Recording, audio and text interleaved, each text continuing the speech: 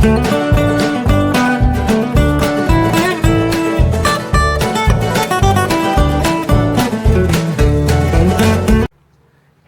Student, biology की online class में आपका स्वागत है। आज का हमारा टॉपिक है बाह्य निषेचन मतलब एक्सटर्नल फर्टिलाइजेशन और आंतरिक निषेचन मतलब इंटरनल फर्टिलाइजेशन में अंतर लिखना। तो चलिए शुरू करते हैं।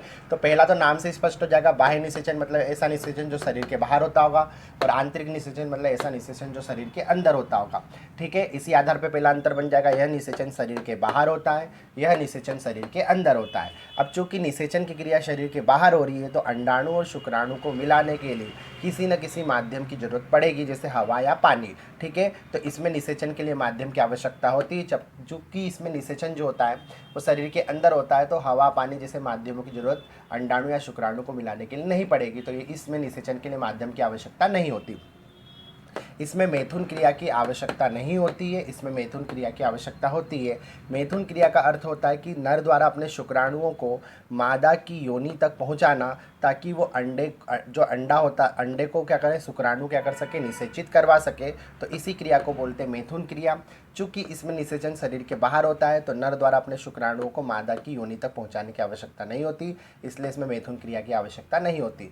चूंकि इसमें मैथुन क्रिया की आवश्यकता होती है क्योंकि नर को अपने शुक्राणु मादा की योनि तक पहुंचाने होते हैं। ठीक है, अब इसमें सहायक प्रजनन अंगों का अभाव होता है। चूंकि इसमें मैथुन क्रिया ही नहीं होती है तो सहायक प्रजनन अंगों की भी आवश्यकता नहीं होती, क्योंकि मैथुन क्रिया के लिए ही सहायक प्रजनन अंग आवश्यक होते हैं। क्योंकि सहायक प्रजनन अंगों की सहायता से ही क्या करते हैं, नर अपने शुक्राणुओं को मादा की योनि तक पहुंचाते हैं। ठीक है, तो नर और मादा दोनों में सहायक प्रजनन अंगों की आवश्यकता इसमें नहीं होगी क्योंकि निषेचन शरीर के बाहर हो रहा है, जबकि इसमें सहायक प्रजनन अंगों की आवश्यकता होती है क्योंकि नर द्वारा अपने सहायक प्रजनन अंगों के द्वारा ही मादा के सहायक प्रजनन अंग से क्या करते हैं, शुक्राणु को अंडे तक पहुंचाते हैं। ठीक है, अब यह निषेचन केवल ओविपेरस जंतुओं में होता है। ओविपेरस जंतुओं का मतलब होता है कि जो अंडे देते हैं, तो अंडे दे दी जाते हैं और अंडे जो होते हैं बाहर हवा पानी या अन्य माध्यमों के द्वारा क्या करते हैं, शुक्राणु द्वारा निषेचित हो जाते हैं। तो यह निषेचन केवल ओविपेरस जंतुओं में ही पाया जाता है क्योंकि इसमें अंडे को बाहरी माध्यम में क्या करा जाता है, बाहरी वातावरण में निषेचित कराया जाता है। यह निषेचन ओविपेरस और विविपेरस दोनों प्रकार के जंतुओं में पाया जाता है।